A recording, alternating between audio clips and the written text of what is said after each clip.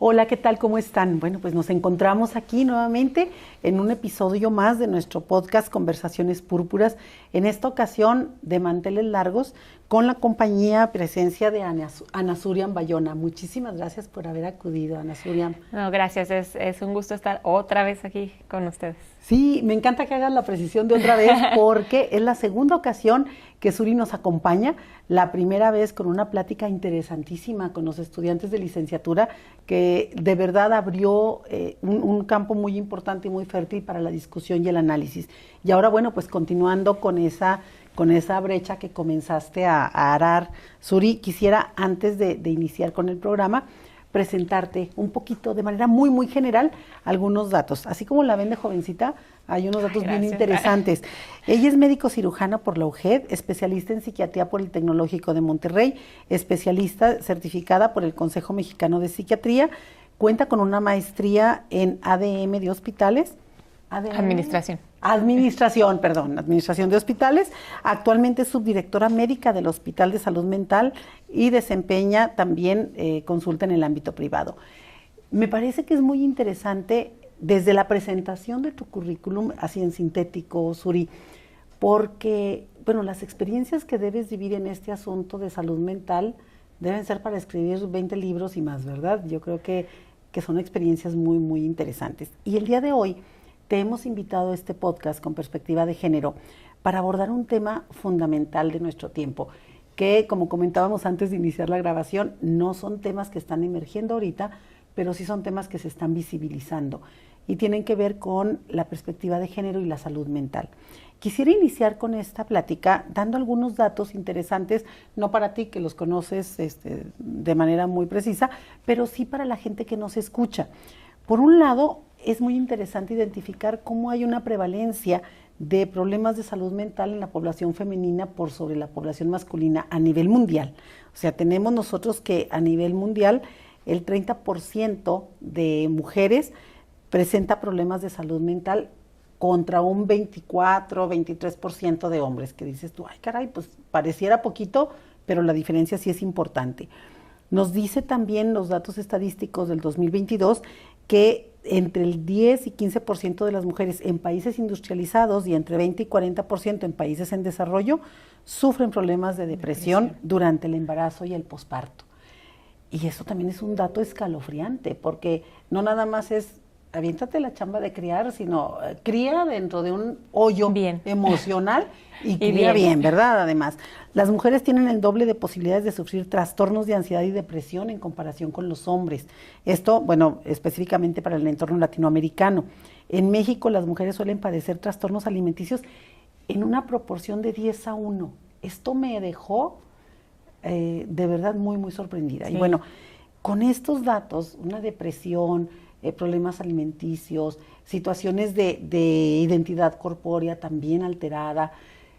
¿Qué pasa en Durango, Suri? ¿Cómo está la situación de salud mental en Durango en relación a hombres, a mujeres? ¿Qué sucede? Bueno, pues es un tema bien complejo, pero bien interesante, porque efectivamente, o sea, no podemos separar la salud mental del contexto social y cultural, sí, porque desde todos los ámbitos va a influir, y el género específicamente, que es precisamente cómo nos identificamos nosotros, no tiene nada que ver tampoco con la preferencia sexual, sino más que nada, pues con la identidad. Y la identidad de lo que nos hace ser, actuar y ser percibidos como hombre, como mujer o como algo más, ¿no? Sí, claro. Pero la realidad es que sí, socialmente, pues conocemos ahí género masculino, femenino, ¿no? Y es la base donde partimos para atribuir también ciertas condiciones o ciertas características a las personas, ¿verdad? Así qué es. Cosas son de hombre, qué cosas son de mujer y qué cosas no solo son, deben de ser, ¿sí? Entonces, la presión en todos los niveles, social, religioso, cultural, etcétera, etcétera, hasta físicamente, qué características son buenas o son malas, dependiendo de si tú eres hombre o mujer, ¿no?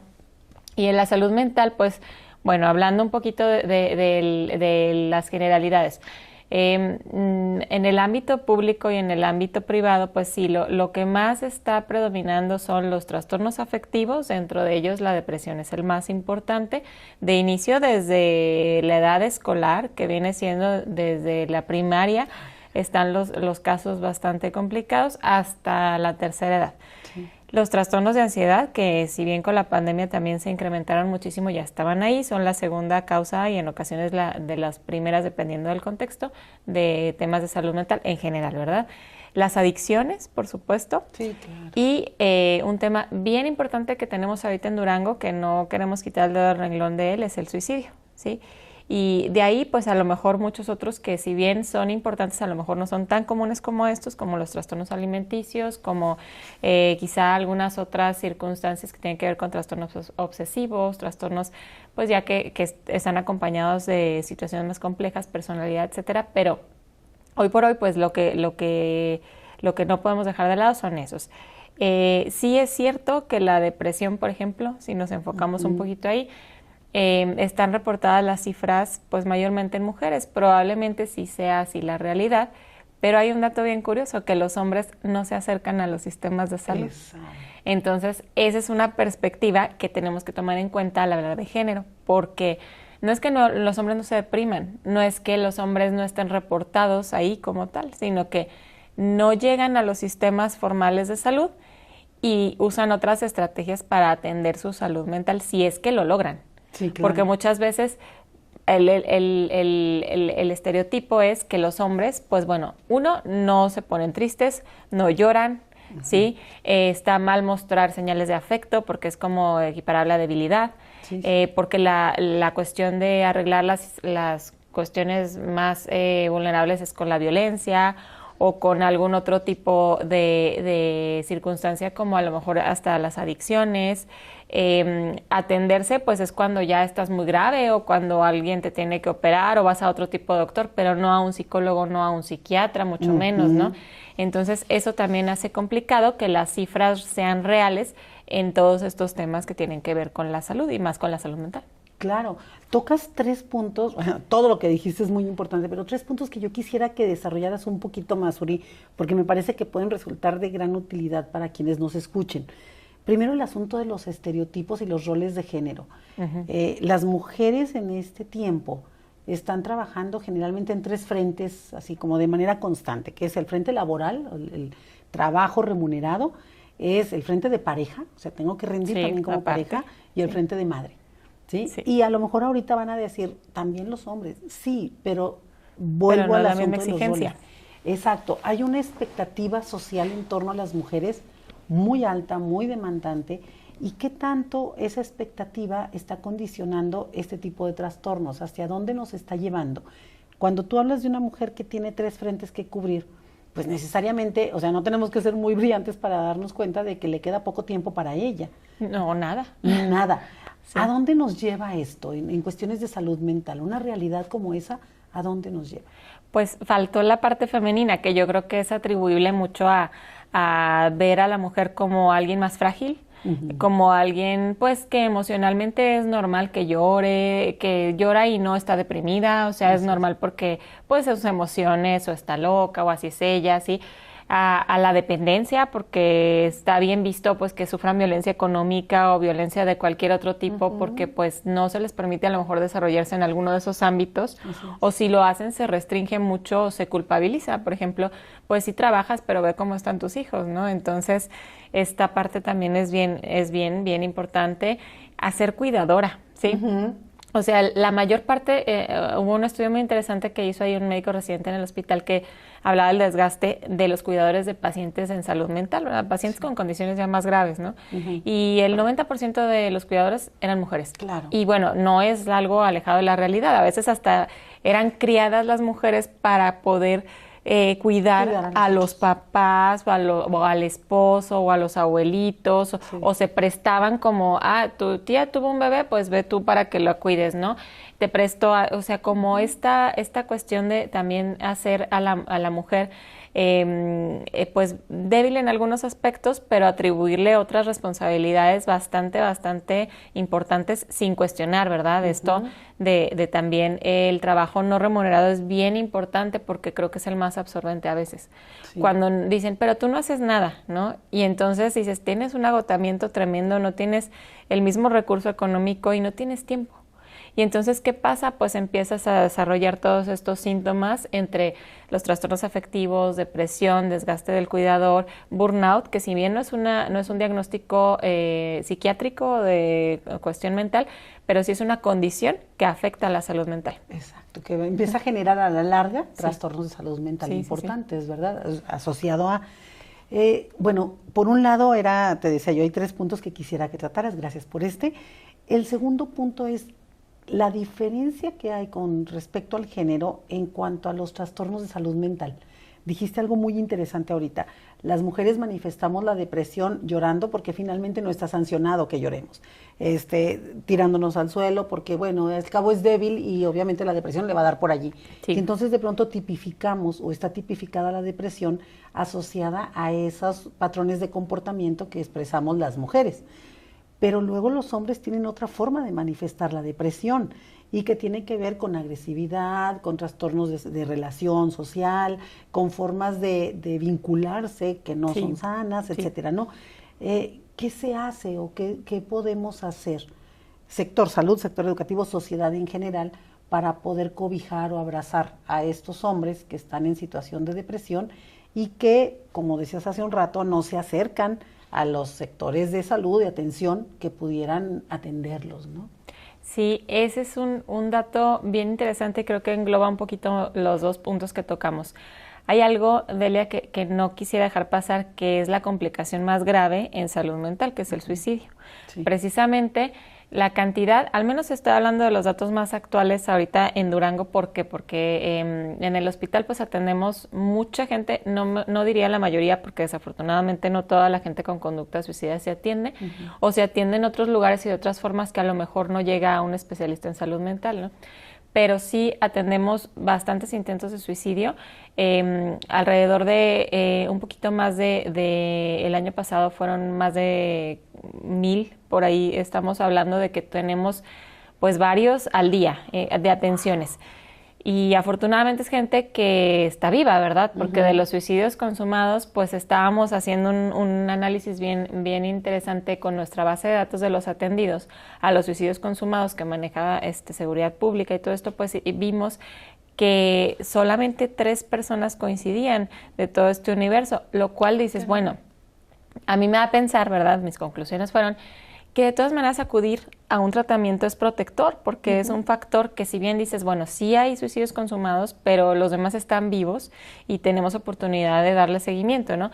Y en el caso del suicidio, los hombres precisamente se complican más, utilizan más métodos violentos, logran más suicidarse que las mujeres. Las mujeres lo intentan 20 veces más, pero los hombres se mueren mucho más. O sea, las cifras se invierten totalmente cuando vemos los suicidios consumados versus pues muchísimos intentos de suicidio, porque por cada suicidio consumado hay alrededor de 20 a 25 intentos, y entonces la mayoría de estas son mujeres con ese dolor emocional tremendo, porque yo creo que no hay una situación más compleja que un ser humano intente o piense en quitarse la vida. El dolor emocional debe ser muchísimo. Y entonces los hombres pues logran más acceder a métodos más letales, porque pues la impulsividad puede ser mayor, el consumo de sustancias es mayor. Por ejemplo, de estas personas, 2/3 partes estaban intoxicadas por alcohol, por lo menos, de las que consumaron suicidio, pues. Sí. Entonces, varios factores que sí tienen que ver con el género, con la cuestión social, con las edades también, porque eso es algo también de población joven, desafortunadamente, es el fenómeno del suicidio. Entonces también es algo que nos lleva a consecuencias más catastróficas. Y la salud mental tiene consecuencias en la salud física inevitables, porque todo lo que es depresión, ansiedad, etcétera, etcétera, o episodios maníacos o psicóticos, son cuestiones inflamatorias. Entonces no se atienden y traen deterioros a nivel celular que también a nivel hormonal causan una serie de cuestiones endocrinológicas y causan deterioro de la salud física. Claro. Qué interesante. Y qué depresivo. Pero te quería comentar algo, Suri. En términos de diagnóstico, que era algo que también habías tocado hace un momentito, es sabido desde hace mucho tiempo, por la mayoría de la gente que se metió un poquito a tratar de entender este asunto de las enfermedades y las situaciones de salud de las personas, que los diagnósticos en salud en general están más basados en las manifestaciones masculinas que en las femeninas. Y entonces hay muchísimos padecimientos en mujeres que no se atienden porque no están tipificados con los rasgos correctos, ¿sí? Y entonces dices, un infarto, que es como el ejemplo más común y del vulgo, ¿no? ¿Cómo lo identificas? Y sacan todo el patrón de rasgos que te permiten identificarlo, pero todos son masculinos, y de pronto dices, ¿y las mujeres cómo sienten un infarto? Y entonces dices, es de otra forma. Lo mismo pasa en la salud mental, según lo que me acabas de decir. La depresión se manifiesta de una forma con las mujeres y de otra con los hombres.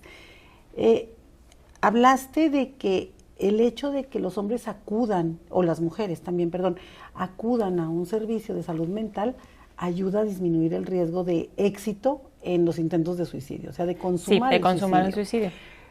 Yo quisiera preguntarte, ¿qué tanto se está haciendo actualmente para poder hacer un diagnóstico efectivo de enfermedades típicamente femeninas en cuanto a salud mental, como lo es la depresión, como lo es la anorexia, como lo es la bulimia, diagnosticarlas exitosamente en hombres, o si no se está haciendo nada, si es algo que no se ha tocado todavía?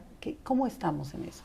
Pues creo que todavía falta mucho, porque la verdad es que la demanda ha ido creciendo en todos los ámbitos, en el público y en el privado, pero son bien poquitos los especialistas en salud mental. Esa es una gran desventaja en Durango y en el país también. Entonces la demanda ha ido creciendo, por lo tanto pues se trata de cubrir pues lo más urgente, ¿verdad? Claro. Pero la parte de la detección sí se está haciendo algo, se está capacitando por lo menos en el sector, también en el privado, pero mucho más en el público, al primer nivel de atención, porque ahí es donde llega todo. Sí. Y como dicen, bueno, es que esta persona, bueno, es un diabético que nunca se ha podido controlar, bueno, pero no han visto la parte afectiva, que quizá no se toma su tratamiento porque ha tenido ideación suicida, porque ya tiene una anedonia o falta de capacidad para disfrutar las cosas, que ya le da igual todo, que ya ha pensado en que nada tiene sentido, ¿no? Y que pues básicamente no se cuida,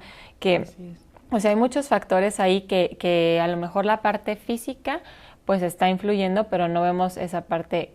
La cuestión es que tenemos que ir primero a identificar, y claro que haciendo más detección primaria pues logramos mucho más intervenciones a tiempo, y los hombres pues acuden menos, pero ya hay, por ejemplo, el otro día vi que ya tiene tiempo funcionando una clínica del hombre, por ejemplo, y que eso me gustó porque pues atienden puros hombres, y a lo mejor es una barrera menos para algunas personas. Digo, no todos tienen esas barreras o esas circunstancias, pero pues ayuda, ¿no?, a que al menos algunos temas de salud mental o de cuestión reproductiva o lo que sea, pues se atiendan, ¿no? Adicciones o algo que de alguna manera se atienda, ya está del otro lado. Sí, claro. Y bueno, en el tema también de salud mental, tanto en la infancia como en la adolescencia, pues también tiene sus particularidades, ¿no? Sobre todo también en género y en donde se manifiestan más algunos trastornos que otros. Por ejemplo, los de la conducta alimentaria sí son más comunes o más frecuentes detectarlos en mujeres, también porque la cuestión social juega un papel fundamental, ¿no?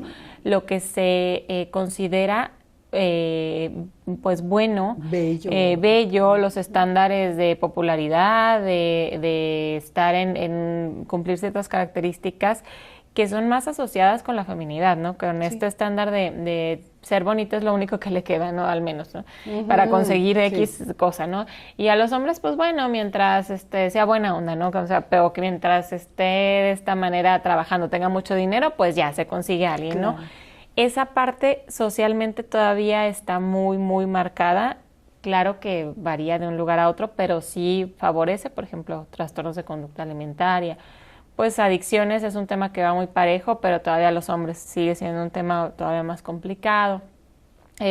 Depresión y ansiedad, pues creo que está, sí, a lo mejor un poco más diagnosticado en mujeres, pero es muy parejo el tema. La verdad es que cuando también sales del ámbito público, luego ves que en el tema de la cuestión particular, pues sí está muy parejo, o sea, sí a lo mejor van más hombres también buscando la atención de alguna manera.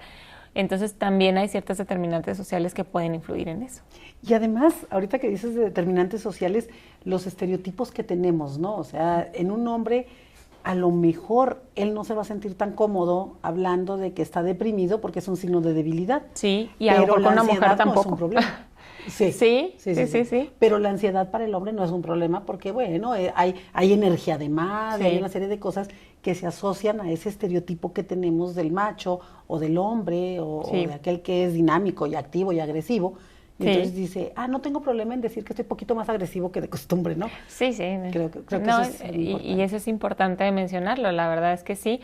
Y bueno, también esto, hablando de la salud mental y del género, pues también es cierto que la maternidad es algo que pues es un tema aparte, porque es una experiencia que ahorita pues realmente quien la vive son las mujeres, ¿no? Uh-huh. Y cómo la vive el hombre es distinto, ¿no? Esa parte de la crianza, incluso del vínculo afectivo, de llevar a cabo todos los procesos desde que está el embarazo hasta el parto y después de eso, pues es una adaptación por los dos, pero sí esa cuestión está muy ligada también a cuestiones que se da por hecho, pues que es algo biológico, natural y bueno, ¿sí? Y que no hay cabida para emociones negativas y que pues todo va a estar bien y que debemos de estar bien. Y no, de verdad es bien complicado porque tanto los factores biológicos como los sociales, como los físicos, pues van a influir definitivamente en un proceso en el que el cuerpo se somete a una cantidad importante de cambios y de estrés, ¿sí?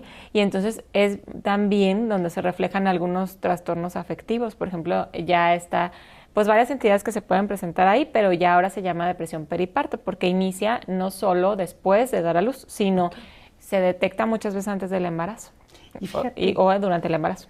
Y algo muy interesante, y regreso al asunto de los estereotipos, está tan mal visto que una mujer diga que se siente mal por estar embarazada y eso le añade presión y eso obviamente le suma a la depresión que pudiera ya estar generándose, ¿no? En torno a ese parto o en torno a ese embarazo. Y qué difícil, o sea, cursar un embarazo con toda esta revolución interna, biológicamente hablando, la presión social de ten cara bonita y ponle buena cara a este asunto, que estás bendecida por ser madre. Sí, claro, no sé cuánto, y aparte pues no tienes que sentirte así, tu bebé se va a sentir mal, le vas a hacer daño, etcétera, etcétera. Y bueno, no se diga ya cuando nace, que a lo mejor el embarazo puede ser complicado, pero ya lo demás, pues ya también sabemos que es bastante complejo, pero es una experiencia que así como varias se tiene ya preconcebida y no hay flexibilidad para poder expresar las emociones, las que sentimos todos, porque todos nos cansamos, nos enojamos, nos sentimos tristes, nos sentimos decepcionados, nos sentimos contentos, sentimos envidia, sentimos todo, pero en diferente medida y en diferente contexto, y entonces limitarlas a ciertas circunstancias sin dar pie a que pueda cambiar, pues eso es algo también que genera problemas a largo y a corto plazo. Totalmente. En la mañana estaba leyendo un artículo en preparación para este programa justamente, que se hizo en Argentina en el 2022 y me llamaba la atención que hablaban acerca de las horas, de la jornada laboral de mujer y hombre.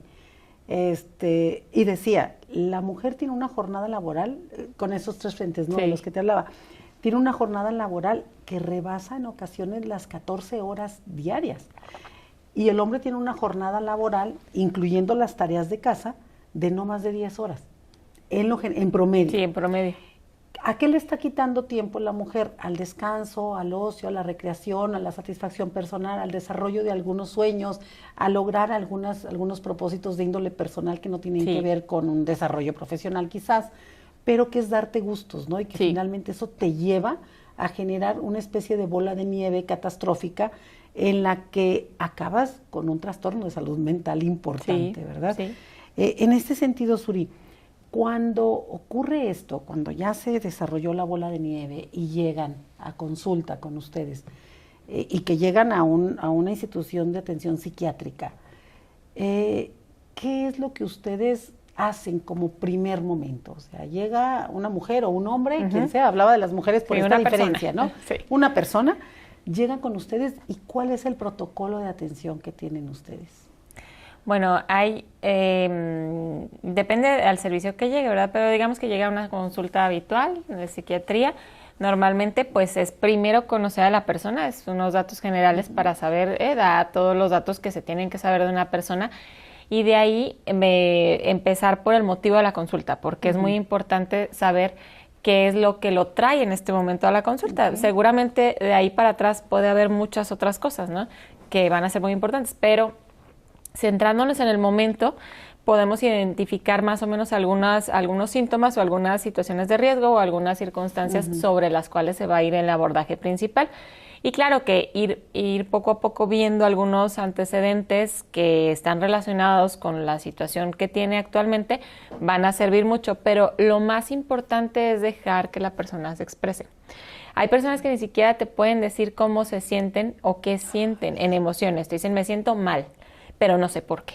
Y de ahí no pueden salir, pero mal no es una emoción, por ejemplo. Claro, ¿sí? Sí. Entonces, no la pueden ni siquiera nombrar. No pueden nombrar, entonces ya también es como permitir un espacio como libre para que puedan identificarlo, y si no es posible, entonces uno guiarlos a eso, ¿verdad? Haciendo algunas preguntas más dirigidas, pero sobre todo, pues sí hacer ese escenario como un poquito más abierto, y también pues ayudar a la introspección de la persona, ¿no? Haciendo preguntas más dirigidas de cómo cómo lo identificas, si eso es lo que tú estás interpretando, o si validar una cosa o la otra, y entonces de ahí empezar como a abrir un poquito el camino, porque sí es complicado a veces cuando tienes como esta bruma mental de la crisis, el entender siquiera qué te pasa. Entonces de ahí empezar como a identificar para, en un primer plano, llegar a dar la recomendación que más sea la apropiada para lo agudo, y de ahí ir viendo varias cosas, porque no se puede trabajar solo, eso también es cierto, hay que trabajar en equipo. Bueno, al menos yo soy de esa idea.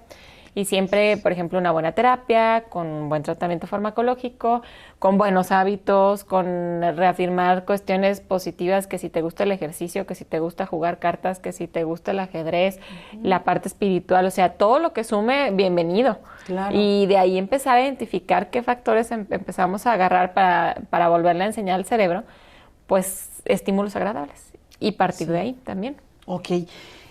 Fíjate, qué interesante todo este protocolo que se sigue y que se enfoca en la persona, ¿no? Que se enfoca en, como dices, escucharle, entender, pero que además no es un sujeto aislado, sino que tiene un contexto. Sí, tiene un contexto, y eso es importantísimo. Y esa postura que ahorita nos suena muy lógica, es algo que no existió durante mucho tiempo en el campo de la salud mental, ¿no? Cuando había esta idea del paciente identificado, del chivo expiatorio, de nos vamos sobre él y este es el enfermito y este lo curamos.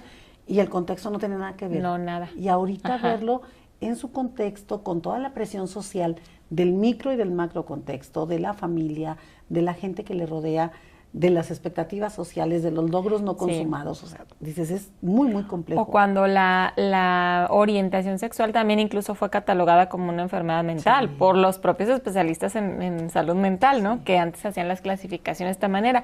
O sea, hemos ido avanzando. Todavía falta mucho, pero hemos ido avanzando en lograr identificar. Quizá ahorita ya vienen los diagnósticos más enfocados a las cuestiones de tecnologías y a toda su interacción con la salud mental. Y bueno, pues igual vendrán a lo mejor en 20 años cosas que a lo mejor ahorita no conocemos, pero creo que es parte de lo que tenemos que ir avanzando como sociedad, y pues también como médicos y como psicólogos y como maestros y como todos los que inevitablemente estamos trabajando día a día con personas. Claro, y que finalmente el trabajar con personas nos enfrenta a retos extraordinarios, ¿no? De cómo entiendo, cambiantes. cómo elaboro. Sí. Cambiantes. El DSM es un ejemplo de esto, ¿no? O sea, lo que antes tiene era una que ser enfermedad así. ya no lo es, Sí. lo que antes era un trastorno ya dejó de serlo. Sí. Y a mí me llama mucho la atención cuando la gente que se resiste a este tipo de movimientos dice, no es que ahorita ya todo se permite, es que ahorita ya todo está bien, es que el tiempo pasado fue mejor y ese tipo de expresiones, ¿no? Siempre va a haber tanto las expectativas como también, pues, a lo mejor la ideología de cada quien transmitida desde generaciones, ¿no? Y pues no, yo creo que es válido, pero hay cosas que evidentemente ya hay un camino, como dices, trazado, ya hay investigaciones acerca de ello, ya también hay evidencia de que ha funcionado hasta ahorita, que no, y creo que también eso hay que tomarlo en cuenta siempre, ¿verdad? Y ahorita que mencionabas a la población LGBTQ+, y que finalmente es una población que se había mantenido en la oscuridad, que Sí. no se había visibilizado y que ahora se está atendiendo, pero ya existía desde antes, Sí, o sea, no siempre. surgió así como por generación espontánea. ¿Qué se está haciendo para atender las particularidades de esta población? Porque no se malentienda, no quiere decir que se enfermen de cosas que los demás no. Quiere decir que están sujetos a presiones que los demás no. Sí, ¿no? es algo Entonces, extra, o sea, es más difícil la vida hoy por hoy perteneciendo a minorías. claro. Y la comunidad pues es una minoría que ha sido también muy, muy, muy atacada en muchos aspectos. Entonces también pues es más difícil todo, desde hacer trámites, ¿por qué no? Sí. Hasta jurídicamente que tengan las garantías o los derechos que quizá una persona solo por ser heterosexual tiene, ¿sí? Que no tengas presión social o incluso no solo presión, yo diría violencia, Sí. porque incluso se ejerce ese tipo de violencia que al ser tú, solo por tener ciertas características que tienen que ver con la cuestión sexual, pues no tengas ya la cercanía de tu familia, el apoyo, el cariño de la misma manera, o pasas por crisis que los demás a lo mejor no pasan, ¿sí?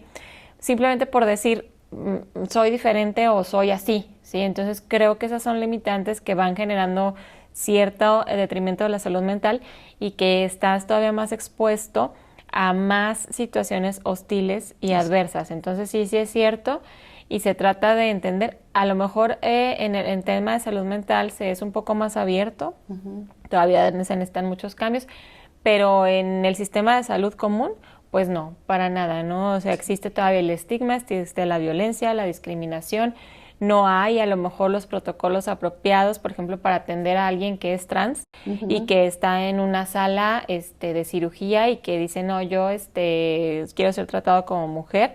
Pues no existe esa posibilidad en muchos de los escenarios, desafortunadamente, y se violentan las personas. Y de manera muy grave, ¿no? Sí. Y muy denigrante a las personas. Entonces sí es importante empezar a generar una cultura diferente. A mí no me gusta mucho, y lo he dicho en 2 o 3 programas, la palabra tolerancia, porque me parece que esa palabra nos pone en un lugar de superioridad que no existe, ¿no? Sí. Y yo soy más de la idea de empatizar con todos y de reconocer las diferencias.